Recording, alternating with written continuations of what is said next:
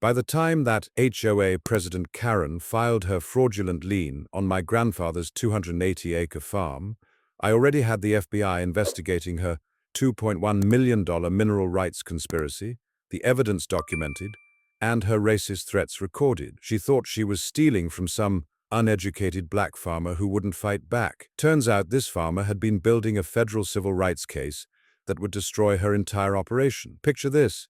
You're checking fence posts on land your grandfather bought in 1962, when black families could barely get bank loans and had to pay cash for everything. The morning sun cuts through oak trees that have watched 3 generations of your family turn red clay into fertile pastures. You can smell the sweet grass, hear your Brahman cattle calling across fields that your grandfather cleared with his own hands, feel the crunch of gravel under boots that have walked these same paths for decades. Then you open your mailbox and find a certified letter that changes everything. Notice of property sale. Your 280 acres have been sold at auction for unpaid HOA dues of $923. That's exactly what happened to Jerome's counterattack. Was beautifully simple. Instead of defending against each complaint individually, he documented the pattern. Marcus filed a federal harassment lawsuit showing 31 separate false complaints filed within 8 weeks. All traceable back to Victoria through IP addresses and filing patterns. Each complaint exploited specific racial stereotypes, creating a clear pattern of civil rights violations. But Victoria's desperation reached new heights when she attempted direct bribery with a racist twist. County Inspector Morrison found an envelope containing $7,000 in cash slipped under his truck windshield, along with a note suggesting Jerome's barn might accidentally fail inspection if Morrison wanted to help keep property values safe from certain elements. Morrison, already nervous about his connection to the scheme, immediately contacted the sheriff. The cash was photographed, fingerprinted, and traced back to a bank withdrawal from Victoria's personal account. Her handwriting analysis confirmed what everyone already knew. Victoria had just committed felony bribery while under federal investigation for civil rights violations. Jerome's 16-year-old daughter, Tamia, proved surprisingly helpful with the electronic warfare. Growing up with smartphones made her naturally paranoid about digital privacy and racial targeting online. When Tamia noticed their home internet was suspiciously slow, she discovered someone was monitoring their wireless network from a van parked on county property. "Dad," Tamia said, showing Jerome her laptop screen displaying network traffic analysis, "someone's been reading our emails for 4 weeks. And they've been trying to hack into your banking records." Sarah's investigation revealed the van belonged to a private detective agency hired by Meridian Capital Development. Richard had commissioned professional surveillance of Jerome's legal strategy, hoping to stay one step ahead of the federal civil rights investigation. But here's what Richard hadn't considered. Federal investigators don't appreciate private citizens interfering with ongoing hate crime cases. When Marcus informed the FBI about the electronic surveillance, Richard's investment firm became the target of its own federal investigation for obstruction of justice and violation of civil rights. The community response to the escalating racist sabotage was immediate and overwhelming. Local black farmers began patrolling Jerome's property in shifts.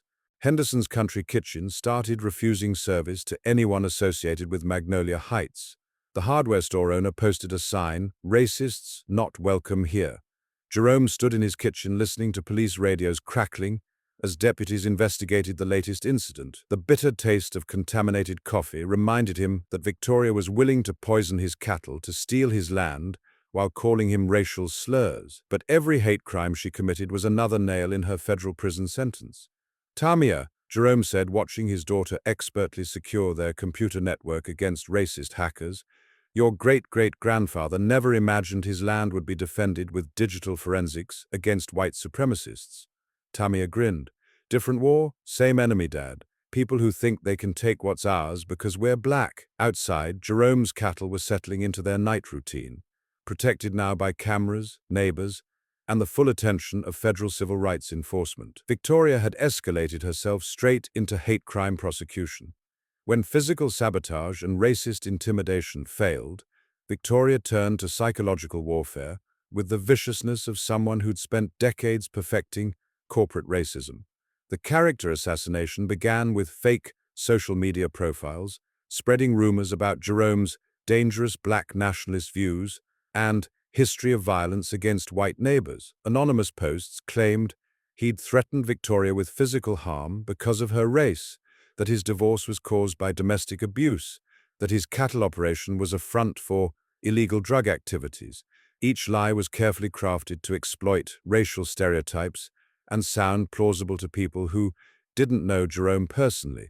But Victoria had underestimated rural community loyalty that transcended racial lines. Within hours of the first fake post, Jerome's ex-wife, Diana, published a public Facebook response that scorched the earth under Victoria's racist lies. "I've known Jerome Washington for 24 years, married him for 18, and divorced him for reasons that had nothing to do with his character," Diana wrote. "He's one of the most honest, hard-working men I've ever known. Anyone spreading lies about him is either misinformed or racist, and I suspect the latter.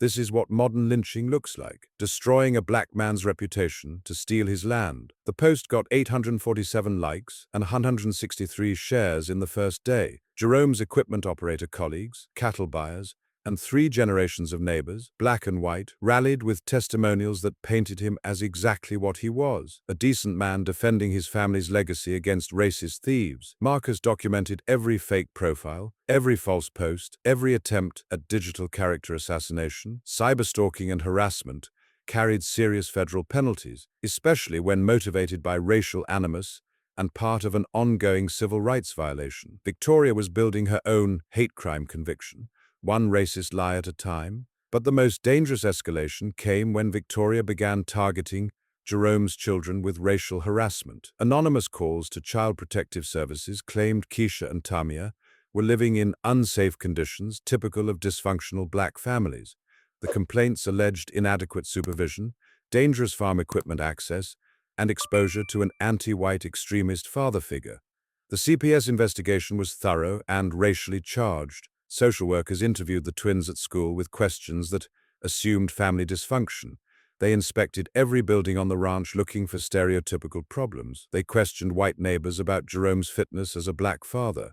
The smell of institutional racism and bureaucratic intrusion filled Jerome's kitchen as he answered endless questions about his children's well-being, knowing that white families would never face such scrutiny. Keisha, now 18 and fierce with protective anger, recorded her CPS interview with permission. "My father is the most responsible person I know," she told the social worker. "Anyone claiming otherwise has never seen him work 20-hour days to keep food on our table and cattle healthy. This is racist harassment, and I'm documenting every word for our lawyers." The CPS case was dismissed within 3 weeks, but the damage was intentional. Jerome had been forced to hire a family law attorney, miss work for interviews, and explain to his daughters why white strangers were questioning their safety because of their race. The emotional toll was exactly what Victoria had intended: psychological warfare designed to break black families through institutional racism. Jerome's counter-strategy was pure genius. Instead of hiding from the racist smear campaign, he embraced radical transparency. The Atlanta Tribune ran a feature story about a day in the life of Jerome Washington, complete with photos of him working with cattle, repairing equipment, and helping his daughters with college applications. The article's most powerful moment came when Tamia, 16 and wise beyond her years, spoke directly to the camera. "People are lying about my dad because he won't let them steal our family's land using racism as a weapon. That tells you everything you need to know about who's right and who's wrong." But Victoria's final desperate gambit revealed just how deep the racist corruption went. She offered Jerome a settlement of $75,000 to drop all lawsuits and quietly transfer the mineral rights to Magnolia Heights Development Corporation. The offer came through an intermediary, a lawyer Jerome had never heard of, representing concerned community members who wanted to avoid prolonged racial tensions. $75,000 for mineral rights, worth $2.1 million. The insulting lowball offer proved Victoria still thought she was dealing with an ignorant black farmer who didn't understand his land's value and could be intimidated into accepting pennies on the dollar. Marcus's response was magnificent. He scheduled a press conference to address the HOA's racist settlement offer, then invited every media outlet within 200 miles. The visual of Jerome standing in front of his grandfather's barn, declining chump change for his family's legacy while exposing institutional racism, made headlines across the Southeast. 75,000 for 2.1 million in mineral rights, Jerome said into the cameras, his voice carrying 3 generations of stubborn pride. That's not a settlement offer. That's final proof they've been planning to rob a black family blind from the beginning, assuming we'd be too scared or too stupid to fight back. The revelation that sealed Victoria's fate came from her own racist desperation. In a recorded phone call to the intermediary lawyer, a call Sarah Mitchell had anticipated and legally captured, Victoria lost control completely. Just threaten him with violence if necessary. Her voice was clear and unmistakable. Threaten his daughter's safety. Use every racial pressure point we can find. Richard's connections at Southeastern Energy are getting impatient, and we need those mineral rights transferred before this uppity black farmer gets any more media attention. Richard Sterling finally understood what his wife had cost them. Within 24 hours, he filed for divorce and hired his own attorney. Meridian Capital Development issued a public statement distancing the company from any HOA activities and all racial harassment. Even Victoria's own board members began resigning to avoid criminal liability for hate crimes. Jerome stood in his pasture that evening, watching his cattle graze peacefully under a sunset his grandfather had seen thousands of times before. The taste of victory was sweet, but the war against institutional racism wasn't over yet. Tomorrow, the whole county would witness Victoria's final public humiliation for attempting to steal a black family's legacy. The county commissioners' meeting on November 12th wasn't just about property rights. It was about civil rights, and half the county came to witness justice being served to a racist who'd gone too far. The courthouse steps were packed by 6:30 a.m., 2 hours before the meeting started. Black farmers in clean work shirts stood next to white families, all united by the simple principle that racist land theft was wrong, regardless of who attempted it. 5 television stations set up cameras, their reporters interviewing anyone willing to talk about the HOA scandal that exposed institutional racism in rural America. Jerome arrived early with Marcus and Angela, all carrying boxes of evidence that represented months of methodical preparation. The smell of fresh coffee and nervous energy filled the courthouse lobby as supporters wished him luck. Emma Jackson, 74 years old and fierce as a badger, patted his arm with hands that had fought racism longer than Victoria had been alive. "Your grandfather would be proud, son," she said, her voice carrying the authority of someone who'd survived Jim Crow, integration battles, and countless bureaucratic fights against institutional racism. Victoria arrived 15 minutes late with an expensive suit and a lawyer who looked like he charged $800 an hour. Her usual arrogance was cracking at the edges, dark circles under her eyes, hands that trembled slightly as she organized her papers, the desperate look of someone who knew federal hate crime charges were coming. The commissioner's chamber was standing room only. County Commissioner Johnson, whose own family had fought against segregation in the 1960s, called the meeting to order with unusual gravity. "We're here to review allegations of fraudulent property registry changes, abuse of HOA authority, and potential civil rights violations targeting minority landowners." Marcus's presentation was devastating and methodical. He started with the timeline, showing how Jerome's property was mysteriously added to the HOA registry in 2020 without notification.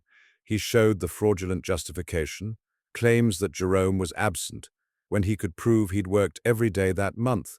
He revealed the financial motive, $2.1 million in mineral rights that Southeastern Energy was expecting to acquire through HOA foreclosure. But then he revealed the racist methods, systematic targeting of black-owned properties, racial slurs in vandalism, discriminatory complaints exploiting stereotypes. "This wasn't petty neighborhood harassment," Marcus told the packed room, his voice carrying to the back rows where farmers stood with their arms crossed.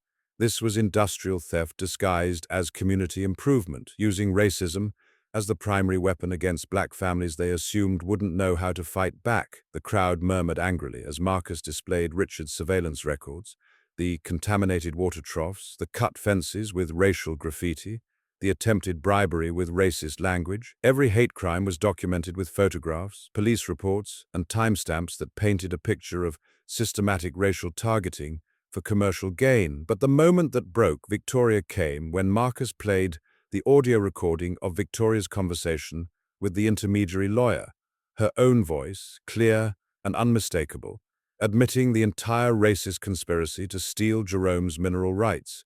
"Just threaten him with violence if necessary, threaten his daughter's safety, use every racial pressure point we can find." We need those mineral rights transferred before this uppity black farmer gets any more media attention." The silence in the chamber was deafening. 300 people heard Victoria confess to extortion, conspiracy, and hate crimes against a black family's entire legacy. Several commissioners looked physically sick. The expensive lawyer beside Victoria was frantically scribbling notes, probably calculating how quickly he could withdraw from a federal hate crime case. Victoria tried to salvage the unsalvageable. She stood up, her voice climbing to that familiar shriek that had terrorized the neighborhood for months, but now with desperate racial panic. "This is reverse racism. Jerome Washington is playing the race card to steal from hard-working white families. His agricultural activities are incompatible with civilized residential development." The racist mask had finally slipped completely, revealing the white supremacist ideology underneath. Victoria represented everything ugly about institutional racism: the assumption that black success was theft from white people, that black families didn't deserve equal property rights, that civilization meant white control. That's when FBI Special Agent Patricia Williams stepped forward from the back of the room, her badge clearly visible as she approached the defendant's table. "Mrs. Victoria Sterling," Agent Williams said, her authority unmistakable, "you're under arrest for conspiracy to commit fraud, attempted theft of minority-owned property, violation of the Civil Rights Act, and hate crimes under federal law." The courtroom erupted. Camera flashes lit up the room as handcuffs clicked around Victoria's wrists. Her expensive lawyer was already backing away, clearly wanting no association with a federal hate crime defendant. The crowd's cheers were loud enough to rattle the old courthouse windows.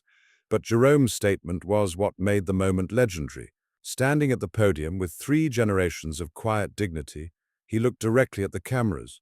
"This was never about me versus the HOA," he said, his voice steady and strong.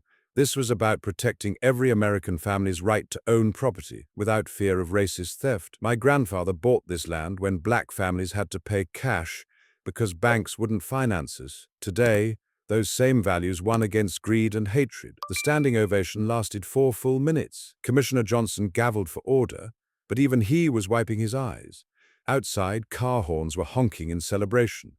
Inside, Victoria was led away in handcuffs, while cameras captured every humiliating step of her hate crime arrest. Justice had been served with the full force of federal civil rights law, witnessed by everyone who mattered and recorded for history. 6 months later, Jerome stood on the same hill where this story began. But everything had changed for the better, and his victory had protected black farmers across the entire region. The legal resolution was swift and comprehensive. Victoria pleaded guilty to federal conspiracy and hate crime charges, receiving 36 months in federal prison, plus 5 years supervised probation. Richard's divorce was finalized, with him losing 70% of his assets to pay restitution and civil rights damages. The corrupt county clerk, Patricia Hendricks, was fired and faced her own criminal charges for falsifying public records to facilitate racial discrimination. Her supervisor was demoted for failing to prevent systematic targeting of minority property owners. More importantly, the county implemented the Washington Protocol, new rules requiring certified mail notification to all property owners before any registry changes, plus a mandatory 45-day appeal period, an automatic review of any changes affecting minority-owned agricultural property. Marcus Thompson was appointed to the county's new Civil Rights Property Review Board, ensuring no black family would face what Jerome had endured. Angela Rivera established a regional office specifically to handle agricultural discrimination cases. The financial outcome exceeded everyone's expectations. The HOA was ordered to pay Jerome $523,000 in damages, legal fees, and punitive civil rights awards. Southeastern Energy, embarrassed by the racist scandal, offered Jerome a legitimate mineral rights lease worth $3.2 million over 15 years, significantly more than the original fraudulent scheme would have netted the conspirators. But Jerome's real victory was what he did with that money. He established the Washington Rural Justice Foundation, providing free legal assistance to minority farmers facing institutional discrimination and corporate harassment. The foundation's first case helped a black family in Alabama defeat an energy company trying to claim their timber rights through racially targeted eminent domain abuse. "Every minority family deserves what my grandfather fought to give me," Jerome told the foundation's board, meeting in the same courthouse where Victoria had been arrested. the right to own land without fear of racist theft by people who think we don't belong. The personal healing was just as important. Jerome's relationship with his ex-wife, Diana, had improved dramatically through their shared struggle against racism. She'd seen him at his best under extreme pressure, defending not just property, but principles that protected all black families. Their daughters, Keisha and Tamia, gained new respect for their father's quiet strength and their family's deep roots in fighting institutional racism. Jerome reduced his county work to part-time, focusing on expanding the cattle operation with his mineral rights income. The ranch now supported 40 head of premium Brahman cattle, with plans for organic certification and direct-to-consumer beef sales. Keisha, now in college studying civil rights law, planned to join Marcus's practice after graduation. The broader impact reached the state legislature. Senator Michael Davis, whose own family had fought against agricultural discrimination, introduced the Rural Minority Property Protection Act. The bill required notification to property owners before registry changes, created appeal processes for disputed HOA authority, and established severe penalties for racially motivated land acquisition schemes.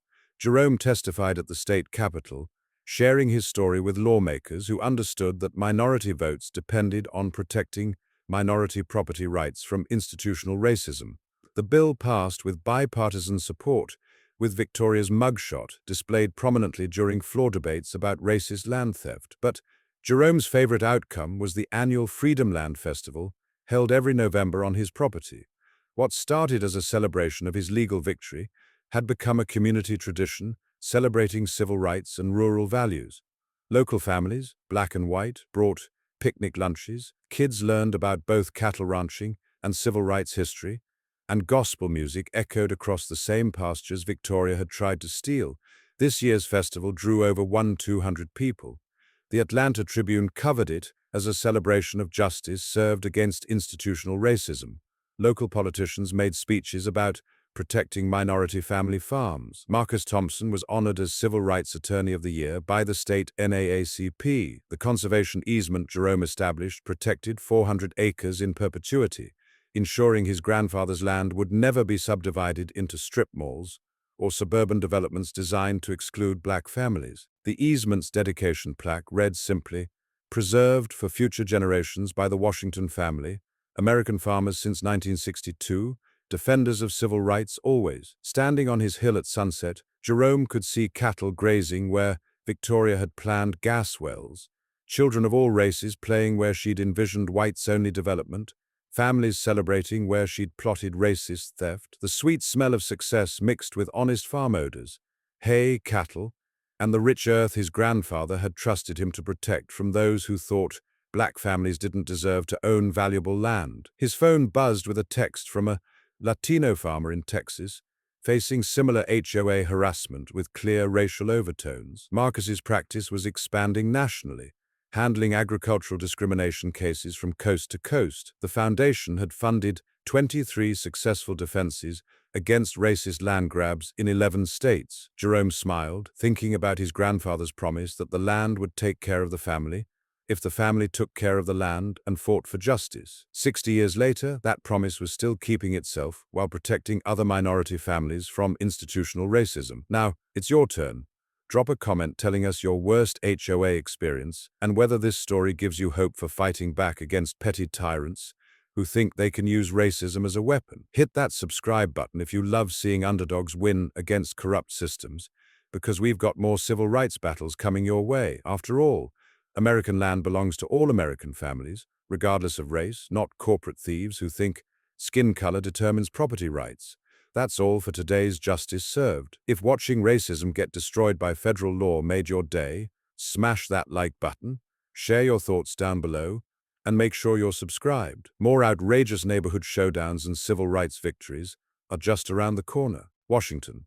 And what he did next didn't just expose one corrupt HOA, it sent shockwaves through an entire system built on assumption that black farmers don't know their rights. What would you do if strangers legally stole your family's legacy while you were at work, assuming you'd be too intimidated to fight back? Drop a comment and tell me where you're watching from, because this story proves that sometimes the quiet ones carry the biggest legal arsenal. Jerome Washington, 49 years old, third-generation landowner, had calloused hands that told the story of breaking barriers through honest work. His grandfather had scraped together enough cash to buy this land in 1962, when banks wouldn't finance black farmers and real estate agents wouldn't return their calls. The rolling hills stretched toward the horizon, bisected by a creek that never ran dry, dotted with Brahman cattle, whose heat tolerance made them perfect for Georgia summers. After his divorce 3 years back, Jerome split his time between the farm and his job as a heavy equipment operator for the county.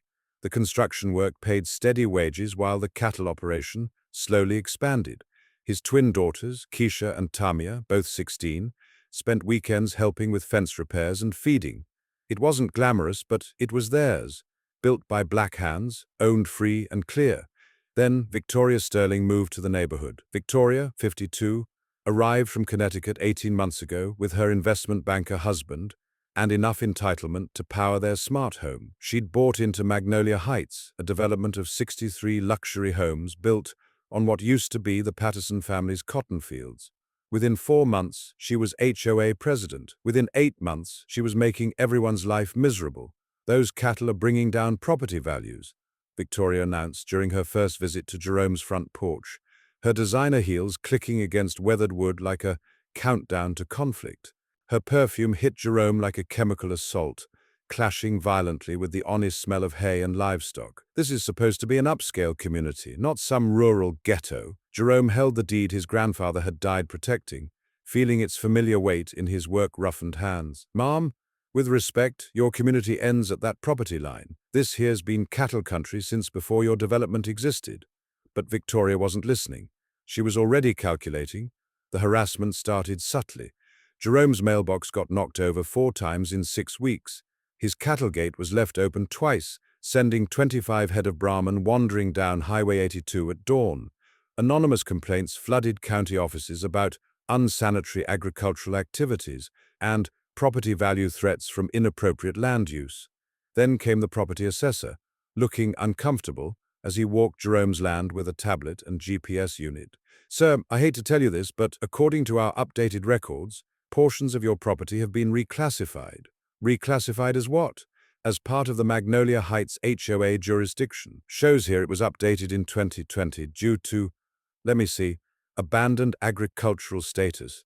Jerome nearly choked on his evening coffee. The bitter taste matched his growing anger as he stayed up until 3 a.m., reading legal documents by lamplight. Abandoned. He'd been running cattle on this land continuously for 12 years since inheriting it. He'd paid every tax bill, maintained every fence, filed every agricultural exemption religiously. But somehow, impossibly, his 280 acres were now listed in the county registry as part of Victoria's HOA empire. No notification had ever been sent, no hearing had been held. One day, his land belonged to his family. The next day, it belonged to a suburban development that treated his grandfather's sacrifice like a clerical error. The smell of diesel fuel and morning dew couldn't mask the stench of something rotten in the county courthouse. And Victoria, well, she was just getting warmed up. "You have 30 days to comply with architectural standards," her next certified letter read, "or face daily fines of $75. Your barn is a non-conforming structure and must be removed or modified to meet community standards. Additionally, livestock operations are prohibited in residential zones." Jerome stood in the same spot where his grandfather had first surveyed their piece of the American dream, watching the sunset over land that had sustained 3 generations of his family. The cattle were settling in for the night, their gentle sounds mixing with the whisper of wind through tall grass. He didn't know it yet, but he was about to discover something that would change everything. This wasn't about property values or community standards. This was about money, lots of it. And Victoria Sterling was willing to steal a black family's entire legacy to get her hands on it. Victoria wasn't content with threatening Jerome's barn. She was just getting started, and her next moves revealed the racial animus driving her campaign. The harassment escalated with surgical precision. First came the cease and desist letter delivered by a process server who looked embarrassed to be there. The letter demanded immediate removal of all non-conforming agricultural structures, including Jerome's barn, his equipment shed, and somehow even his grandfather's hand-dug well. "Sir," the process server had said, shifting uncomfortably on Jerome's porch, "I've served a lot of papers, but this one seems unusual. like someone's trying real hard to find problems that don't exist. The smell of fresh-cut grass from the HOA's obsessively manicured common areas drifted across the property line like an invasion. Jerome could hear the constant whir of their industrial mowers, maintaining grass so perfect it looked artificial. Nothing says community like a $500 fine for having the wrong skin color, Jerome thought grimly. But Victoria had connections. Her husband, investment banker Richard Sterling, knew people in all the right places. Within a week, County Inspector Morrison showed up unannounced, clipboard in hand, and a frown that suggested this wasn't his first suspicious visit. "Sir, according to our records, this land has been classified as part of Magnolia Heights subdivision since 2020, Inspector Morrison said, squinting at his computer tablet with the expression of a man following a script. Previous owner appears to have abandoned agricultural use.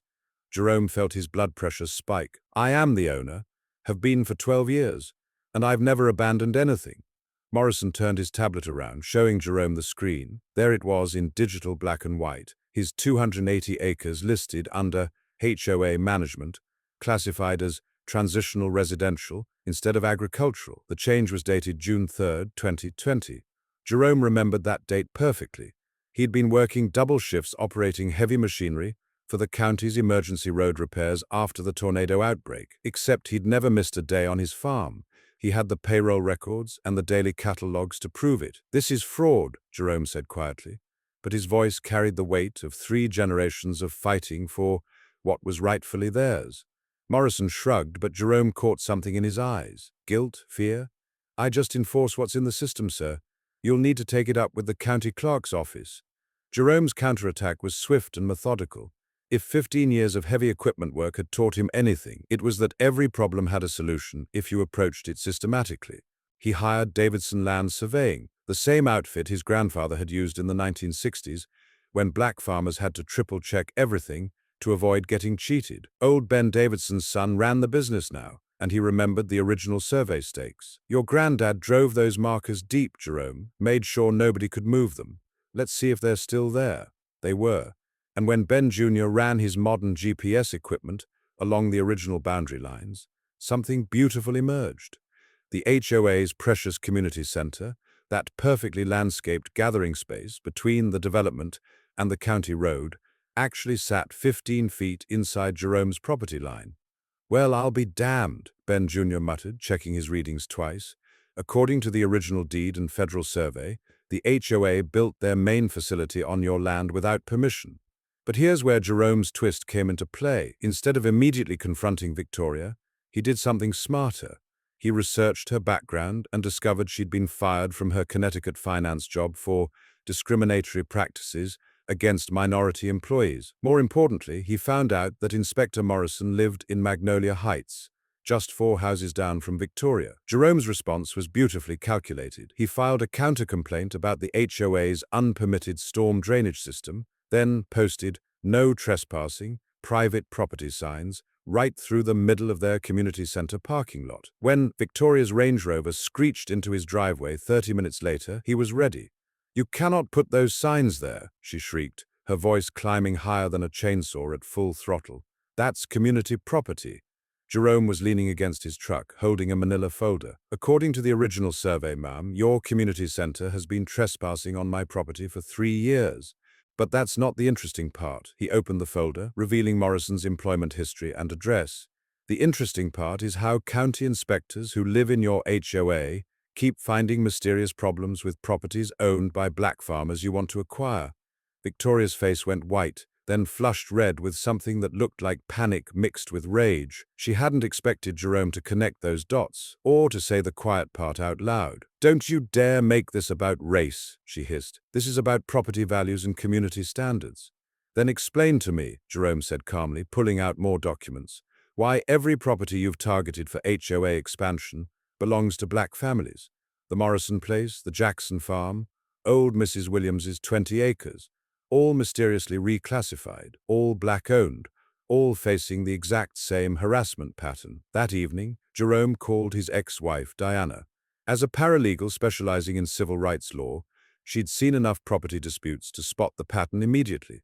"Jerome, this isn't random harassment. This is Systematic racial targeting disguised as zoning enforcement. Someone's been planning this for a long time, and they picked your properties because they assumed you wouldn't know how to fight back. Outside, his cattle were settling in for the night, but Jerome was just getting started. The sound of his old truck engine ticking as it cooled mixed with the distant hum of the HOA's security lights. Everything looked peaceful, but Jerome now understood he was fighting something much bigger than neighborhood disputes. Tomorrow, he was going to find out exactly how deep this conspiracy went. Victoria didn't like being cornered, especially by someone she'd underestimated. Like most bullies who rely on intimidation, she escalated when her bluff got called.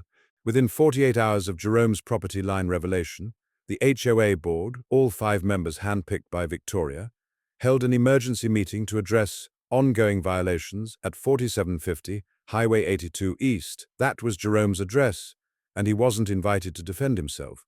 The meeting minutes, which Jerome obtained through a public records request, read like a hit list: $75 per day for non-compliant agricultural structures, another $75 for failure to maintain approved landscaping standards. Somehow, his Brahman cattle had become unauthorized exotic livestock, subject to daily fines until removed. The math was staggering: $15,000 in retroactive fees dating back to 2020, plus accumulating daily penalties that could reach 6 figures within months.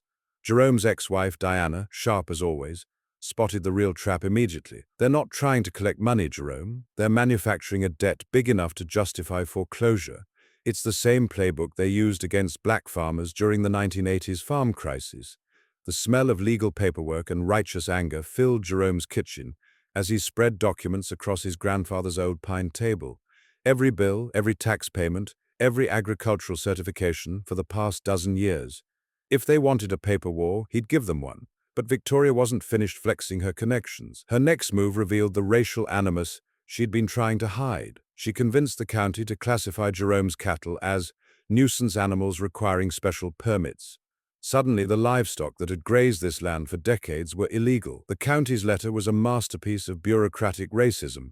It claimed Jerome's failure to maintain appropriate community standards and resistance to reasonable accommodation demonstrated unfitness for agricultural operations in transitional residential areas. Jerome's response was to hire Marcus Thompson, the sharpest civil rights attorney within a 100-mile radius. Marcus had grown up on a farm before Harvard Law School, which meant he understood both agriculture and institutional racism. His first move was brilliant. He requested a complete pattern analysis of all HOA expansion activities in the county over the past 5 years. "Jerome," Marcus said, his voice tight with controlled fury as he reviewed the data, "Victoria hasn't just been targeting your property.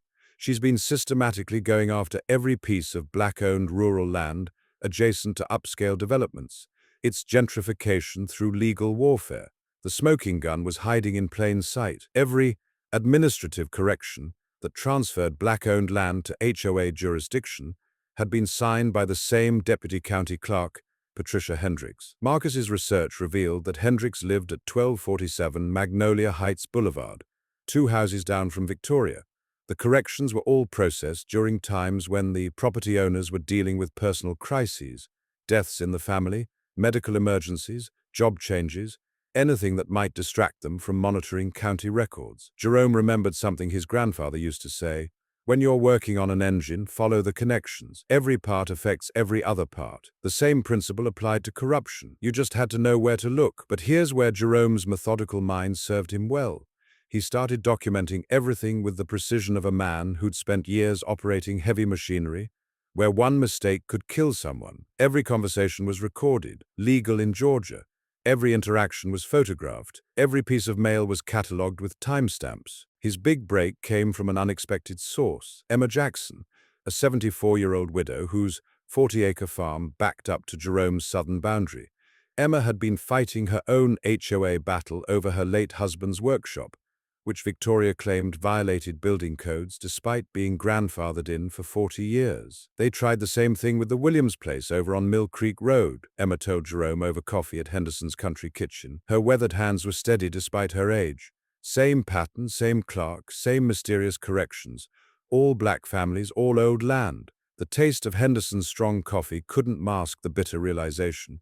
This wasn't random harassment. This was a systematic operation targeting black-owned rural properties for acquisition by white developers. Marcus's expanded investigation revealed the full scope. 7 properties totaling nearly 1,200 acres had been administratively corrected into various HOA jurisdictions between 2019 and 2022, all during times when black property owners were temporarily distracted or vulnerable. All signed off by Patricia Hendricks. All properties that would be valuable for development or had strategic importance for suburban expansion. The revelation that changed everything came when Marcus discovered the HOA's financial records were public information. As Jerome pored over the spreadsheets late one night, the sound of his ancient printer, struggling with page after page of evidence, one line item jumped out: legal consulting fees, $247,000 over 4 years. That was nearly $20,000 per house per year in legal fees for a 63-home subdivision, enough to buy a decent truck for every resident. But the truly damning detail was the recipient, Sterling and Associates Legal Consulting, owned by Richard Sterling's law school roommate. Jerome leaned back in his chair, listening to the distant sound of his cattle settling for the night, and smiled for the first time in months. Victoria hadn't just been stealing black-owned property. She had been funneling HOA funds to her husband's business associates, while manufacturing racial crises to justify the fees. Tomorrow he was going to start connecting all the dots, and when he was finished, Victoria Sterling was going to wish she'd never underestimated a black farmer's determination to protect his family's legacy. Victoria's next move proved she was panicking, and panic makes people reveal their true nature. Within days of Marcus's financial discovery, Jerome received visits from the state fire marshal, the EPA, and somehow even OSHA, all based on anonymous tips about environmental violations, unsafe working conditions, and unreported agricultural income. The fire marshal found nothing. Jerome's diesel storage tank was properly permitted and inspected annually. The EPA discovered that Jerome's cattle operation was actually improving water quality through rotational grazing, something they grudgingly admitted after testing his creek water. OSHA found his farm equipment better maintained than most commercial operations. But the IRS audit was designed to be punishment, regardless of outcome. Even innocent taxpayers could be financially ruined by a lengthy federal investigation, targeting their records with microscopic scrutiny. Jerome's ex-wife, Diana, watched him sort through boxes of receipts at his kitchen table, the smell of old paper and anxiety filling the room. This isn't random, Jerome. Someone with serious connections is trying to destroy you systematically, and they're using every racist stereotype in the book, assuming you're too disorganized, too uneducated, or too intimidated to fight back properly. But Jerome had been thinking like an equipment operator again, and equipment operators know that when multiple systems fail simultaneously, you look for a common cause that connects all the breakdowns. He hired a private investigator, a retired FBI agent named Sarah Mitchell, who specialized in civil rights violations and white-collar crime. Sarah's research revealed the beautiful, terrible truth. Richard Sterling's investment firm, Meridian Capital Development, had recently partnered with Southeastern Energy Consortium to provide financial backing for mineral rights acquisition in rural Georgia. In plain English, they used demographic data and geological surveys to identify valuable land owned by minority families who might be vulnerable to legal pressure. Jerome's farm wasn't just sitting on red clay, it was sitting on one of the largest natural gas deposits in the county, worth an estimated $2.1 million over 15 years in extraction rights. The geological survey had been completed 2 years ago. The systematic harassment of Jerome had begun 6 months later. They weren't trying to steal your land because they hate black people, Sarah explained, her professional voice carrying the weight of decades investigating institutional racism. They hate black people because it makes stealing your land easier. The racism is the tool, not the motive. The motive is $2.1 million in gas rights. The revelation that sealed Victoria's fate came from an unexpected source, her own arrogance mixed with racial fury. During a heated HOA board meeting that Emma Jackson secretly recorded using her grandson's phone, Victoria lost control completely. "We have invested too much time and money in this project to let some uppity black farmer ruin everything," her voice carried clearly on the 40-minute recording. "Richard's connections at Southeastern Energy are expecting delivery of those mineral rights by December, and these people need to understand their place. You give them an inch, they take a mile. Emma Jackson, all 74 years of righteous fury, had managed to record the entire meeting while pretending to check messages on her phone. Victoria had just confessed to conspiracy, mineral rights fraud, and revealed the racist motivations that everyone suspected but couldn't prove. But Jerome's real breakthrough came when Marcus discovered something that transformed the entire legal landscape. Jerome's grandfather's original deed included federal anti-speculation protections that were still legally binding under the 1964 Civil Rights Act. Any attempt to fraudulently acquire minority-owned land for commercial development violated not just state law, but federal civil rights law. "Jerome," Marcus said, his voice tight with excitement, as he spread the original 1960s documents across Jerome's kitchen table. "This isn't just fraud anymore. This is a federal hate crime. The FBI takes civil rights violations in property theft very seriously, especially when there's a pattern of racial targeting."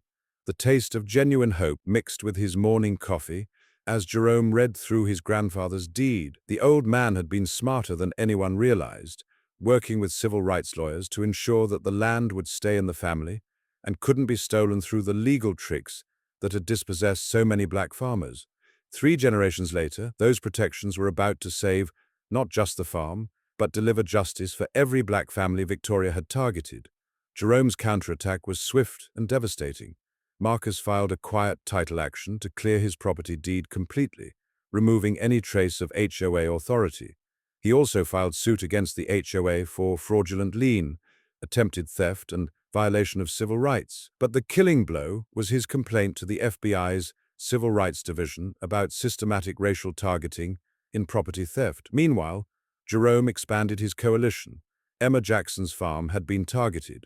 The Morrison place was under siege. The Williams family had lost 20 acres to similar administrative corrections before giving up the fight. They formed what Jerome privately called the Justice League, 7 black property owners representing over 800 acres, and enough legal firepower to level Victoria's entire operation. The community response was immediate and overwhelming. Henderson's Country Kitchen started serving Freedom Coffee, with proceeds going to Jerome's legal defense fund. The hardware store posted a sign, "We stand with our farmers." Even the local bank president, whose family had struggled against redlining in the 1970s, publicly supported Jerome's fight. But the real pressure came from an unexpected source: the regional black press. Editor Malik Washington from the Atlanta Tribune, whose great-grandfather had lost his farm to similar schemes in the 1920s, turned Jerome's story into a crusade. "Black Farmers Fight Back Against Modern Land Theft" ran as a front-page series that got picked up by national civil rights organizations and agricultural publications. The NAACP Legal Defense Fund offered support. The National Black Farmers Association sent experts to document the mineral rights conspiracy. Victoria was about to discover that stealing from black farmers in the social media age was like setting off fireworks in a dynamite warehouse. And Jerome was just getting warmed up. The call that changed everything came on a Wednesday morning, while Jerome was welding a broken gate hinge. Marcus's voice crackled through his phone with barely contained excitement. "Jerome, you need to sit down for this. My investigation just went back to the original federal land transaction, and what I found is going to blow your mind." Jerome set down his welding torch, the acrid smell of hot metal mixing with morning dew, as he walked to his truck. "What kind of blow my mind?" "The mineral rights kind. Your grandfather's deed doesn't just include the surface land. It includes everything underneath: oil, gas, coal, precious metals. And, Jerome, there's a geological survey from 2 years ago showing massive natural gas deposits under your property." The world seemed to tilt slightly as Jerome processed this information. His grandfather, a man who'd saved every penny to buy land when black families were systematically excluded from agricultural loans, had inadvertently secured mineral rights worth millions. How much are we talking about? Conservative estimate, $2.1 million over 15 years if the gas rights were properly leased. But here's the kicker: someone else already knew about this. Marcus's research had uncovered the real conspiracy. Meridian Capital Development, Richard Sterling's investment firm, had been contracted by Southeastern Energy Consortium to identify properties with high-value mineral deposits using demographic profiling and geological analysis. Jerome's farm had been flagged as a high-priority acquisition target in a report dated 20 months ago. The systematic harassment hadn't been random racial harassment, it had been industrial espionage, followed by attempted theft on a massive scale, with racism as the weapon of choice because Victoria assumed black farmers wouldn't know how to fight back. "They weren't trying to steal my farm because I'm black," Jerome said slowly, understanding flooding through him like cold water. "They're using racism to steal my farm because it's worth $2 million. Both things are true," Marcus corrected. "The racism made you a target because they assumed you'd be easier to intimidate and less likely to have good legal representation. But the money is what made it worth the risk." The revelation got worse. Sarah Mitchell's investigation revealed that Southeastern Energy had already drawn up preliminary extraction plans for Jerome's property. The plans included access roads, drilling sites, and pipeline connections, all assuming ownership would transfer to Magnolia Heights Development Corporation by January 2025. Victoria hadn't been playing neighborhood HOA games. She'd been executing a multi-million-dollar heist disguised as suburban property management, using racial intimidation as her primary tool. The emotional impact hit Jerome like a physical blow. For months, he'd thought he was fighting petty bureaucrats motivated by racial prejudice. Instead, he'd been defending his family's entire future against corporate thieves who saw his grandfather's struggle as nothing more than a business opportunity to exploit through racist assumptions. Marcus's voice softened as he delivered the final piece of the puzzle. "Jerome, there's something else. The federal anti-discrimination clauses in your grandfather's original deed aren't just protective, they're punitive. Anyone who tries to fraudulently acquire minority-owned land for commercial development faces federal prosecution and treble damages under civil rights law." Treble damages. That meant Victoria and her conspirators could owe Jerome 3 times whatever they tried to steal.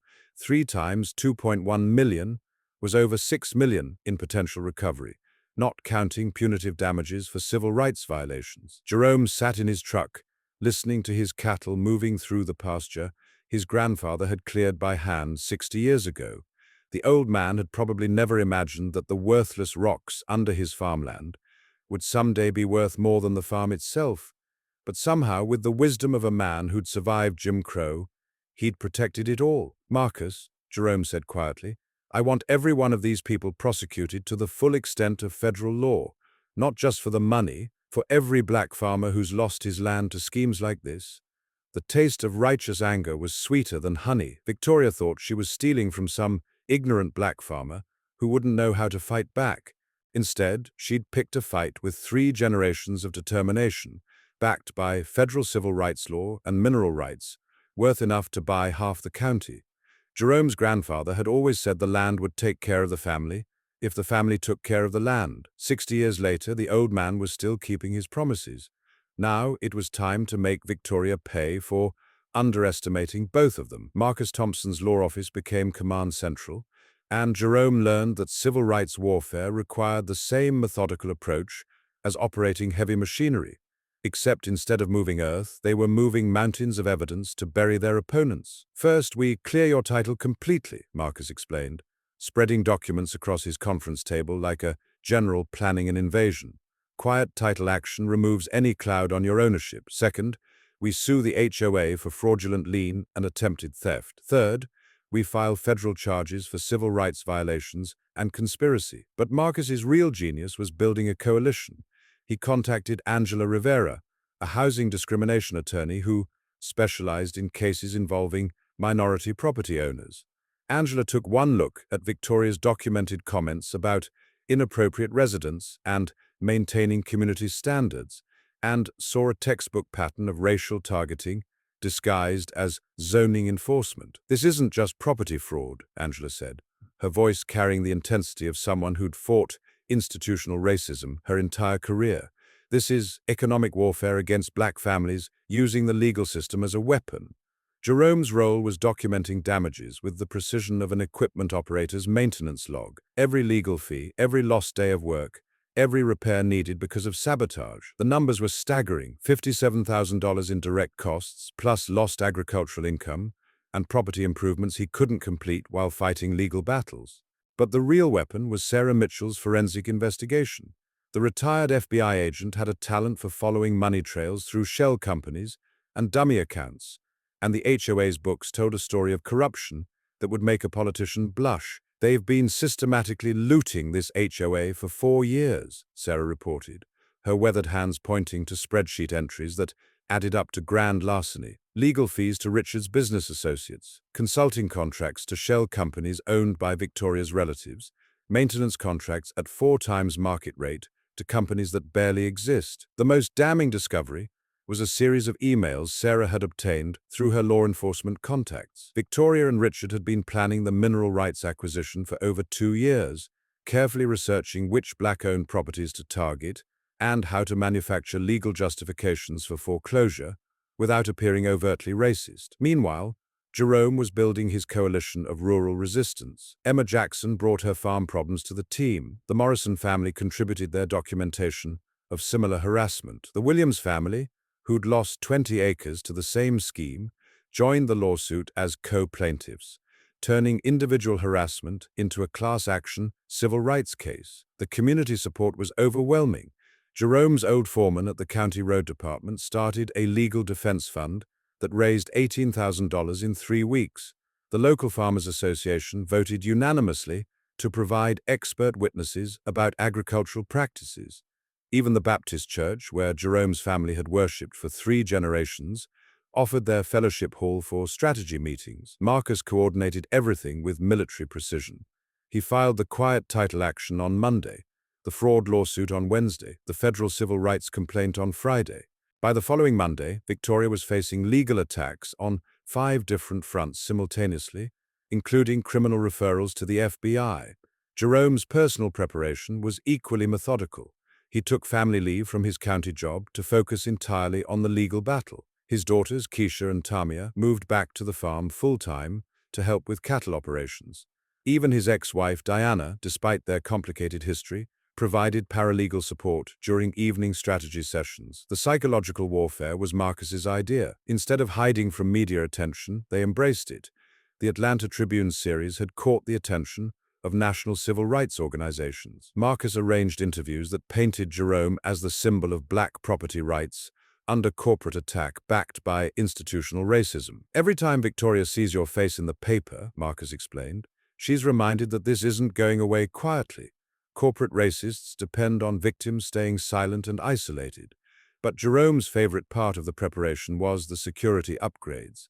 Sarah Mitchell helped him install a surveillance system that would make the Secret Service proud. Every inch of Jerome's property was now monitored by cameras that uploaded directly to cloud storage. If Victoria wanted to escalate to sabotage, she'd be handing them video evidence for federal hate crime prosecution. The smell of fresh coffee and determination filled Marcus's conference room during their final planning session. Maps covered the walls, showing property lines, mineral surveys, and HOA boundaries. Evidence boxes were stacked to the ceiling. Phone records, financial documents, and email printouts created a paper trail that led directly to Victoria's racist conspiracy. Jerome, Marcus said, reviewing their timeline one final time, in 60 days, we're going to present this case to a federal judge. Everything has to be perfect. Jerome leaned back in his chair, thinking about his grandfather buying this land when black families had to pay cash because banks wouldn't finance them. The old man had faced down Jim Crow, economic segregation, and institutional racism. Victoria Sterling was just another obstacle to overcome. Marcus, Jerome said, his voice carrying 3 generations of stubborn resolve, we're not just going to present this case, we're going to destroy them so completely that no HOA will ever try this racist scam against a black family again. The taste of justice was sweeter than honey, and Jerome was ready to serve it. Cornered animals are dangerous, but cornered racists are vicious. Victoria Sterling was about to prove just how savage a suburban predator could become when her million-dollar scheme started crumbling and her racial superiority was challenged. The sabotage began with calculated cruelty. Jerome's cattle water troughs, which had provided clean drinking water for decades, suddenly reeked of motor oil and bleach. 25 head of Brahman cattle stood around contaminated water sources, confused and thirsty, while Jerome worked frantically to flush the systems and provide emergency water supplies. But Jerome had learned from his grandfather's stories about fighting the Klan in the old days. Desperate racists escalated predictably, and escalation left evidence. Every contaminated trough was photographed. Every gallon of ruined water was documented. Every vet bill for cattle health checks was carefully catalogued.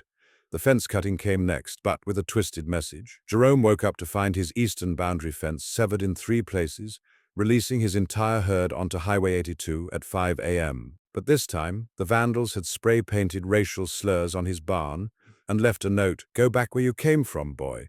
The sound of 18-wheelers air braking to avoid cattle was the kind of wake-up call that aged a man 10 years in 10 seconds.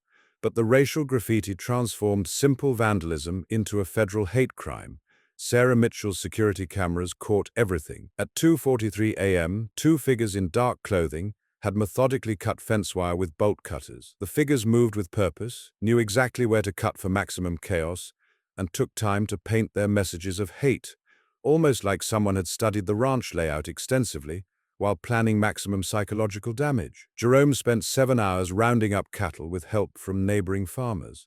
The smell of diesel exhaust and road dust mixing with his growing anger, but his methodical mind was already working. The saboteurs had avoided the obvious camera positions, but hadn't thought about the wildlife cameras Jerome used to monitor creek crossings. When Sarah reviewed the wildlife footage, they hit the jackpot. Richard Sterling's Range Rover, license plate clearly visible, parked on the county road at 2:40 a.m.